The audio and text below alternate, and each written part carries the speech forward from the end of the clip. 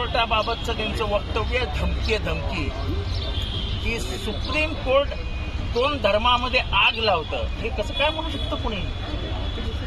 Supreme कोर्टाने तुम्हाला हवा तसा निर्णय दिला नाही.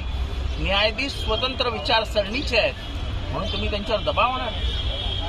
जेव्हा 1112 साली मॅग्ना कार्टा आला, जेव्हा न्यायपालिका कशी चालली पाहिजे हे समाजाने निश्चित केलं, तेव्हापासून न्यायपालिकेची एक भूमिका ठरलेली आहे आणि न्यायपालिकेला तो अधिकार आहे.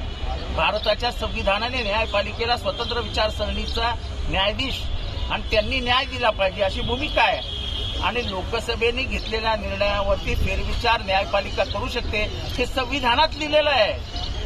संविधानाच्या बाहेर जाऊन का न्यायपालिका करत नाहीये?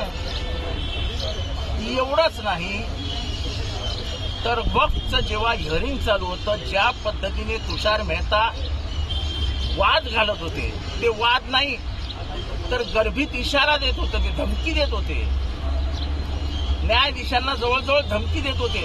युट्यूबवर जाऊन बघा की तुमचा कुठलाही निर्णय सांभाळून द्या, नाही त्या देशात काही वेगळंच होऊ शकतं. अरे असं कसं बोलू शकतं तुम्ही न्यायपालिकेत?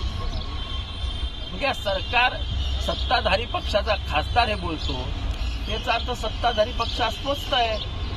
सुप्रीम कोर्टाचे स्वतंत्र विचारसरणीचे न्यायाधीश स्वतंत्र निर्णय घेत आहेत, हे त्यांना मान्य नाही.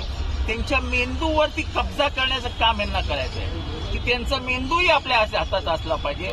सर्वोच्च न्यायपालिका ही जेव्हा सत्ताधाऱ्यांच्या हातात जाईल तेव्हा देशातलं सगळ्या व्यवस्थाच कोलमडतील. पुढे त्यांनी असे म्हणाले की जर प्रत्येक कामाला आम्हाला जर सुप्रीम कोर्टात जावं लागेल तर लोकसभा आणि विधानसभा कशासाठी आहे त्याला सुद्धा होतो की संविधानाने आपापले अधिकार नक्की करून दिले.